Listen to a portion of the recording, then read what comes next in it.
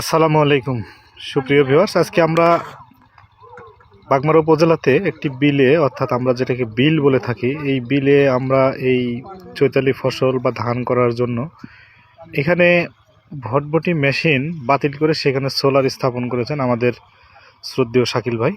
আমরা ভিডিওর মাধ্যমে আপনার দেখানোর চেষ্টা করছি। কাজ ফিনিশিং কাজ এখনও বাকি। যে আমরা আজকে এখানে এসেছি, এখানে এই বোরিংয়ের মালিক আমরা আপনাদেরকে দেখাই। এখানে শ্রদ্ধেয় শাকিল ভাই, যিনি চিন্তা ভাবনা করে রেখেছেন। আমরা শাকিল ভাইয়ের কাছে সরাসরি চলেছি। শাকিল ভাই, আপনি এই সোলার কেন স্থাপন করলেন একটু আমাদেরকে বলবেন?